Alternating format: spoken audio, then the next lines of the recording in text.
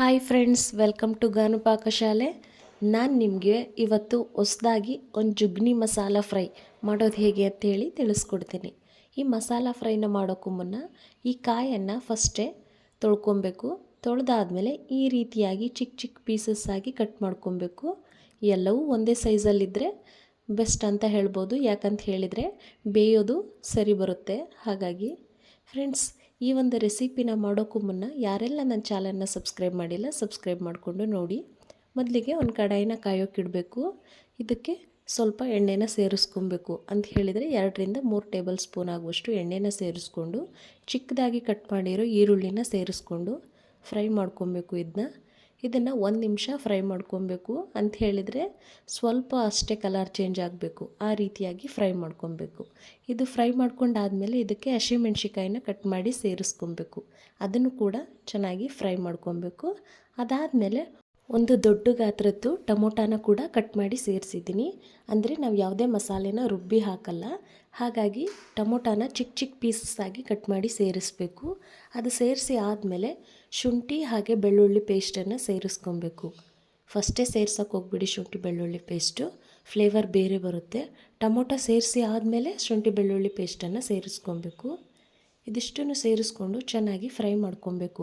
Tomato ಮೆತ್ತಗಾಗೋವರೆಗೂ fry ಮಾಡ್ಕೊಂಡಾದಮೇಲೆ ಇದಕ್ಕೆ ಹೆಚ್ಚಿಟ್ಕೊಂಡಿರೋ ಸ್ವಲ್ಪ ಕೊತ್ತಂಬರಿ ಸೊಪ್ಪನ್ನು ಹಾಕ್ಕೊಬೇಕು. ಈ ಸೊಪ್ಪನ್ನು ಕೂಡ ಮಿಕ್ಸ್ ಮಾಡಿಬಿಟ್ಟು ಇದಕ್ಕೆ ಹೆಚ್ಚಿಟ್ಕೊಂಡಿರೋ ಜುಗ್ನಿ ಕಾಯಿಗಳನ್ನ ಸೇರಿಸ್ಕೊಬೇಕು. ಇದನ್ನು ಸೇರಿಸ್ಕೊಂಡಾದಮೇಲೆ ಇದನ್ನು ಸಹ ಚೆನ್ನಾಗಿ ತಿರುಗಿಸ್ಕೊಂಡು ಫ್ರೈ ಮಾಡ್ಕೊಬೇಕು. 1-1.5 ನಿಮಿಷದವರೆಗೂ ಫ್ರೈ ಮಾಡ್ಕೊಬೇಕು ತಿರುಗಿಸ್ಕೊಂಡು. ಅದಕ್ಕೂ ಮುನ್ನ ಇದಕ್ಕೆ ಯಾವುದೇ ನೀರನ್ನು ಸೇರಿಸಬಾರ್ದು. ಈ ರೀತಿಯಾಗಿ ಫ್ರೈ ಮಾಡ್ಕೊಂಡಾದಮೇಲೆ ಇದಕ್ಕೆ ಮಸಾಲೆ ಪೌಡ್ರುಗಳನ್ನ ಹಾಕ್ಕೊಬೇಕು. ಮೊದಲಿಗೆ ನಾನಿಲ್ಲಿ ಹಳದಿ ಪುಡಿನ ಹಾಕ್ತಾಯಿದ್ದೀನಿ. ಇದನ್ನು ಹಾಕಿ ಆದಮೇಲೆ ಗರಂ ಮಸಾಲ ಪುಡಿ ಕೂಡ ಸ್ವಲ್ಪ ಹಾಕ್ತಾಯಿದ್ದೀನಿ.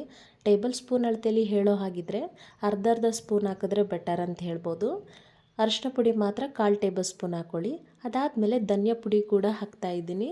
ಧನಿಯಾ ಪುಡಿ ಅರ್ಧ ಸ್ಪೂನ್ ಆಗುವಷ್ಟು. ಹಾಗೆ ಅಚ್ಕಾರ ಪುಡಿ ಹಾಕ್ತಾಯಿದ್ದೀನಿ. ನಾವು ಮೆಣಸಿಕಾಯಿ ಕೂಡ ಬಳಸಿದ್ದೀವಿ, ಹಾಗಾಗಿ ಸ್ವಲ್ಪ ರುಚಿಗೆ ತಕ್ಕ ಹಾಗೆ ಬಳಸ್ಕೊಳ್ಳಿ. ಅದಾದಮೇಲೆ ಉಪ್ಪು ಕೂಡ ನಿಮ್ಮ ರುಚಿಗೆ ತಕ್ಕಷ್ಟನ್ನು ಬಳಸ್ಕೊಳ್ಳಿ. ಇದಿಷ್ಟು ಬಳಸ್ಕೊಂಡಾದಮೇಲೆ ಚೆನ್ನಾಗಿ ಫ್ರೈ ಮಾಡ್ಕೊಬೇಕು. ಈ ಮಸಾಲೆ ಪುಡಿಗಳೆಲ್ಲ ಹಾಕಿದಾಗ ಕಹಿ ಬಂದುಬಿಡುತ್ತೆ ಫ್ಲೇಮ್ ಹೈಯಲ್ಲಿದ್ದರೆ, ಹಾಗಾಗಿ ಫ್ಲೇಮ್ನ ಸ್ಲಿಮ್ಮಲ್ಲಿ ಇಟ್ಕೊಂಡು ಈ ಪುಡಿಗಳನ್ನೆಲ್ಲ ಸೇರಿಸ್ಕೊಬೇಕು. ಅದಾದಮೇಲೆ 1 ನಿಮಿಷ ಫ್ರೈ ಮಾಡ್ಕೊಂಡಾದಮೇಲೆ 1 ಗ್ಲಾಸಷ್ಟು ಅಂತ ಹೇಳಿದರೆ ಒಂದು 80 ml ಆಗುವಷ್ಟು ನೀರನ್ನು ಹಾಕ್ತಾಯಿದ್ದೀನಿ ಟೀ ಕಪ್ಪಲ್ಲಿ. ಇದಿಷ್ಟನ್ನು ಸೇರಿಸ್ಬಿಟ್ಟು ಚೆನ್ನಾಗಿ ಇದು ಬೇಯಬೇಕು. ಹಾಗಾಗಿ ಒಂದು ಲಿಡ್ನ ಕ್ಲೋಸ್ ಮಾಡಿ 5 ನಿಮಿಷ ಬೇಯಿಸ್ಕೊಬೇಕು. ಇದು ಮಾಡೋಕ್ಕೆ ಜಾಸ್ತಿ ಟೈಮೇ ಬೇಕಾಗಲ್ಲ, ಹಾಗಾಗಿ 5 ನಿಮಿಷದಲ್ಲಿ ಬೆಂದುಬಿಡುತ್ತೆ. ಇದು ಕುಂಬಳಕಾಯಿ ಟೈಪ್ ಇರೋದ್ರಿಂದ ಬೇಗ ಬೇಯುತ್ತೆ. ಚಿಕ್ಕದಾಗಿ ಕಟ್ ಮಾಡಿ ಸೇರಿಸ್ಬೇಕಷ್ಟೇ.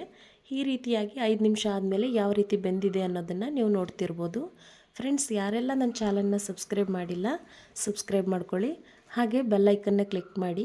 ವಿಡಿಯೋ ಇಷ್ಟ ಆದರೆ ಲೈಕ್ ಮಾಡಿ. ಹಾಗೆ ಫ್ರೆಂಡ್ಸ್ ಆ್ಯಂಡ್ ಫ್ಯಾಮಿಲಿ ಜೊತೆ ವಿಡಿಯೋನ ಶೇರ್ ಮಾಡಿ. Thanks for watching.